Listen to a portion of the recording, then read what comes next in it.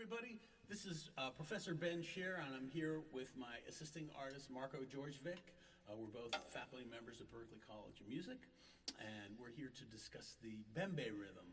I had this introduction to Bembe Rhythm kind of inadvertently. I took my young son to a field trip on a yellow school bus, thinking, all right, once I get into the auditorium, I'll be able to get some sleep.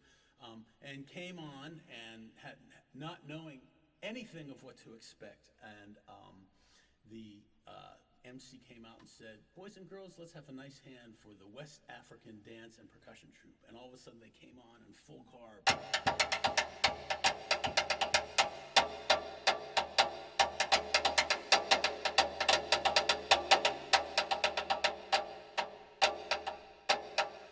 I was like, oh my God, my eyes almost flew out of my ears, out of my head, because all of a sudden I was hearing all these rhythms. I was hearing clave, reggae, samba, swing, and all somehow interconnected, and interconnected through the fabric of this one particular rhythm. So that's the rhythm that we're here today to discuss. So Marko's going to demonstrate what that rhythm is.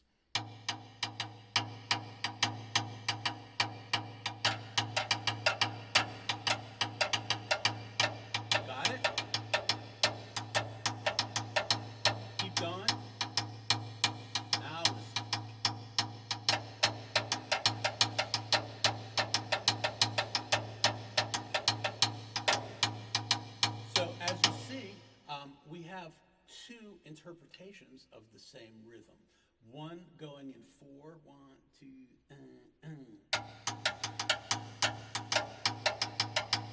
and one going in 6.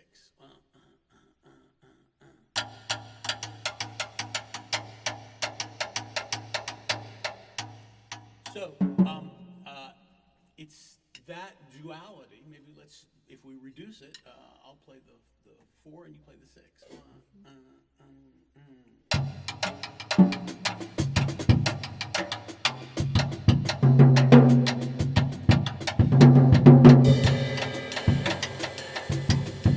That duality of having a triplet meter and a duple meter at the same time is what fuels and gives Afro-based music its swing. So in our first example, we're going to demonstrate what we're going to begin our sort of loop with what is one of the most common rhythms. It's an 8/8 rhythm. Ba, ba, ba, ba, ba, ba, ba, ba. That's such a universal rhythm. It's almost called the universal rhythm because you find it in flamenco, you find it in Indian music, in Caribbean music, and music from New Orleans. It's a fascinating rhythm to me because right in one bar, the duple meter and the triple meter is established and then resolves every bar. So it's almost like a dynamic tension within each bar. So we're going to make a little loop starting with that and then getting into this matrix, so to speak, of the Bembe rhythm, and then coming out of it and listen to how the pull of the 3 interacts with the 4.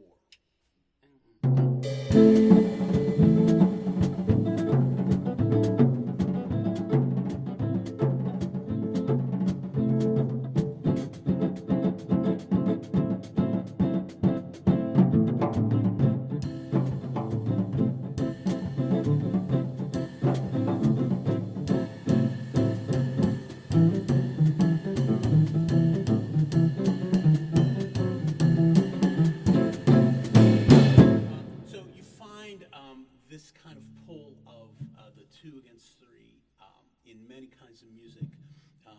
We're going to just explore a couple. There's a rhythm in West Africa, in Senegal. It sounds almost like a reggae rhythm. Marko's going to give us a nice reggae rhythm.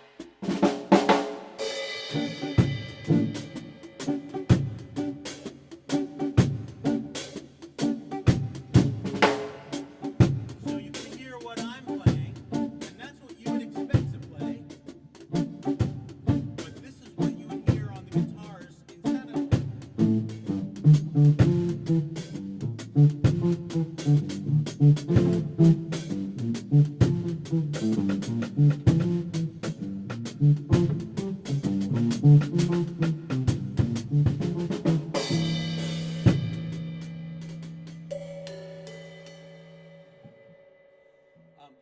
we're going to explore in a more jazz tradition. We're going to take a medium tempo tune, Softly as a Morning Sunrise, and I'm going to start to dip in to that feeling of the 6/8 pulling against the 4/4.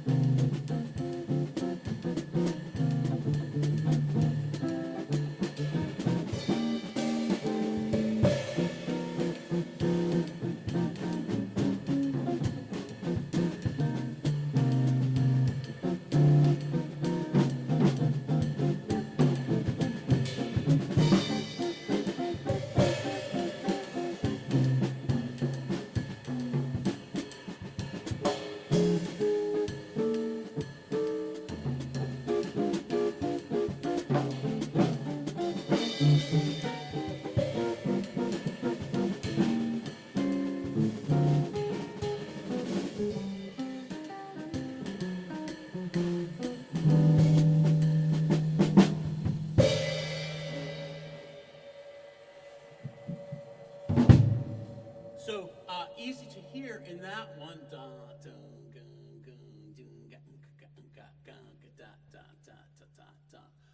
Easy to hear where the 3 is, but what happens when we get to a faster tempo? How can we feel? How can the 3 affect the groove? It's the 3 has more activity than the 4, so how are we going to fit that in?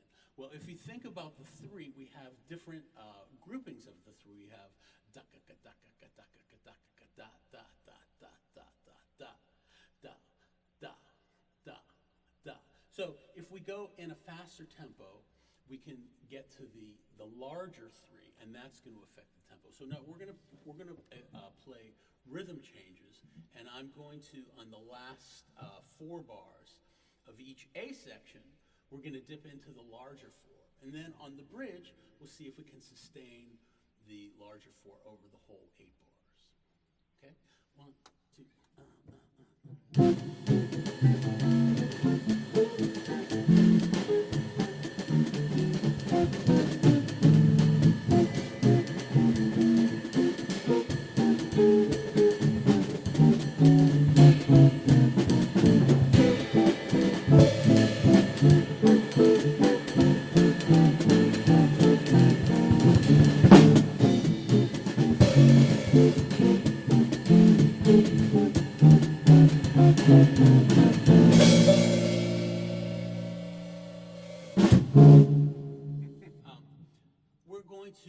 For our last thing, we're going to play the classic Wayne Shorter tune, Footprints, and that's a classic one for 6/8, and we're going to just explore how some of these different groupings of 6 and 4 can pull at the time.